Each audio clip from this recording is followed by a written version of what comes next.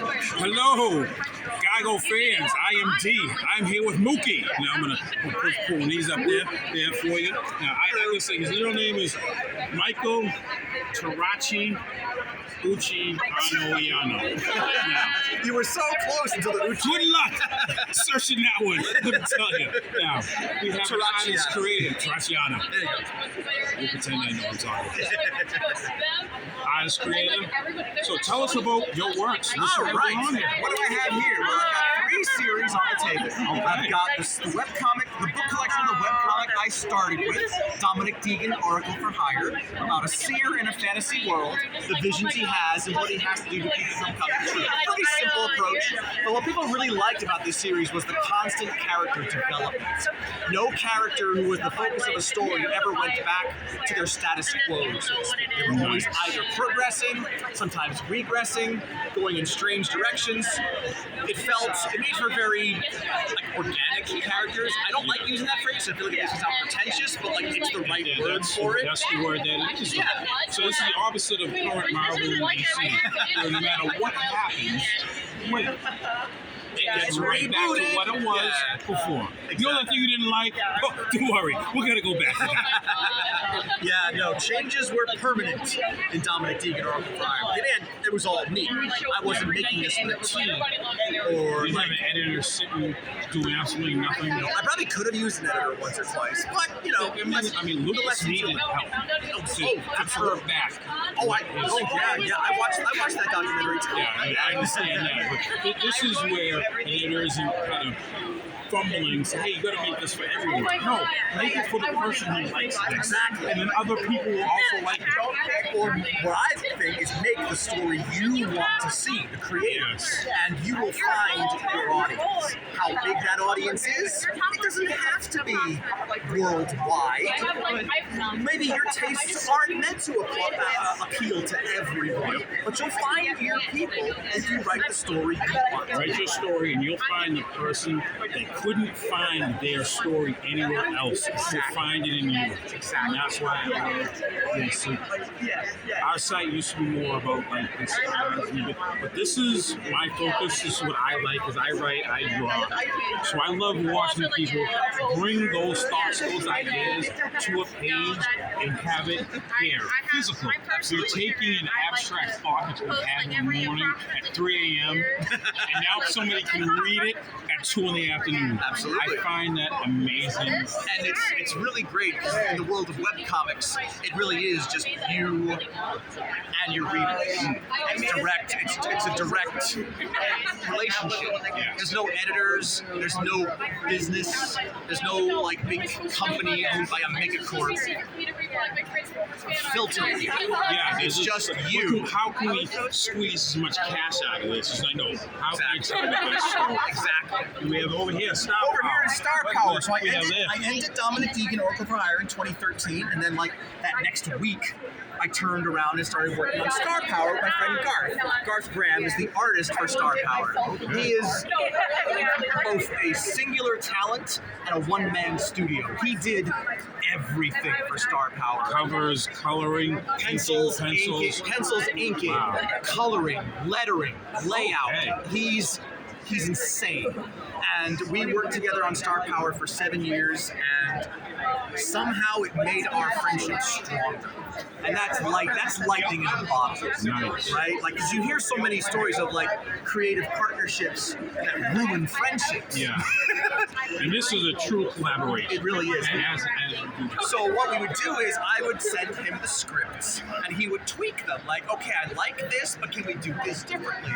I like this, but how about this line instead? And then when he would send me the pencils of the pages, and I'd be like, this doesn't read correctly. Could you maybe flip this image because you've got this going on? Can we maybe make this panel a little bigger to emphasize this more? So we really trusted each other as comic collaborators because we were both solo creators first before we collaborated. So we trusted each other to critique the other, because we were both trying to make a comic thing that we were proud to have both of our names. We had the same ends. Yes. So the course to get there wasn't can you add this panel?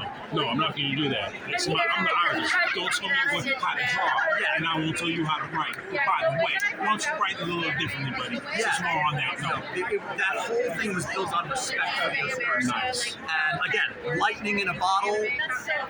I'm blessed to have had that time with him. And we're still very good friends. Yes. So Star Power is about an astronomer on a space station in the far future gets granted something called the Star Power. And she has to figure out where it came from, why it chose her, what's after her now, and all of that. It was a pretty classic take on space superheroes. We were not out to deconstruct the genre or turn it on its head. We just loved space superheroes and decided we wanted to make our own. Yes. And we did. Each book is its own contained story, and they're all flavored a little differently. So, hit the ground running origin story, slower moving character study, archaeological mystery, war story, slow burning suspense thriller. With all different, again, they're all a little different. No matter what your taste is, there's something for you. Exactly. So when Garth and I brought Star Power to an end, I went back to the world of Dominic Deegan with The Legacy of Dominic Deegan. It takes place 200 years later, and it's from the perspective of a deaf and mute protagonist who's called a mongrel folk, and he's trying to determine what the last adventure of some guy named Dominic Deegan was from 200 years ago, and how it changed magic in their world forever. Nice. And since all four of these books are from the perspective of a character who can't speak and can't hear, there's no spoken dialogue across all of these books. That's all incredible. of the words you see are things that Snout, the main character, is either reading, writing, or later on dreaming about.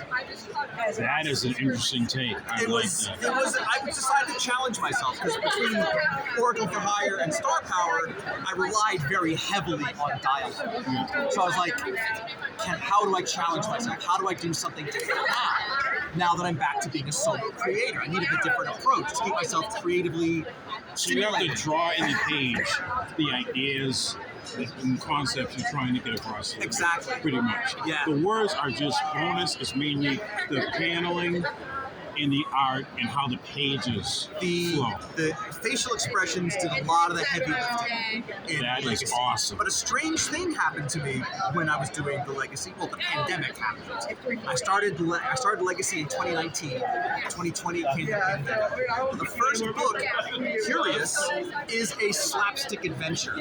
A lot of like antics, a lot of physical comedy and stuff like that. So I was feeling pretty goofy when I started. Then came the pandemic, Yeah. then came quarantine, then came millions of people dying around the world. I didn't feel very funny anymore. I wasn't in the mood to be like, bonk on the head, oh no! My brain wasn't into it. But I found solace and peace in like nature walks and nature trails around my town, meditation and yoga, and like a lot of inner reflection. So that kind of turned into what the Legacy became. I always knew dreams were going to be a big part of the story, but it became very heavily a dream quest. And the tone of the comic changed because of what was happening around all of us. So, like, it became a reflection of what was affecting me as a creator and how it's important not to stay married to an idea and, like, to let yourself change with what's happening around you and where your brain happens to be creative. In this case, it was a worldwide pandemic. I hope that never happens again. Once in a generation event. I hope it's just once in a Helps generation. form what we see here on the page. Exactly. That is amazing. That's what I do. Where can anyone find you next? What other shows you have coming? Well, I'm still planning out 2025. I'm applying to a bunch of shows, but you can definitely find me in 2025 at Connecticut, Hartford, Connecticut. That's in July. I forget the exact dates, but look up Connecticut.org. That is where you will find me. I can always find me with my books, and I'm the host of the Cosplay Deathmatch there. Awesome. Oh, and we have your carrier information here where we'll be posting this. Those are my two websites. Along with this video. See, it's fun. And thank you very much for the time. This is amazing. We hope people can check you out and get into this. All this sounds great. That's the idea. Perfect.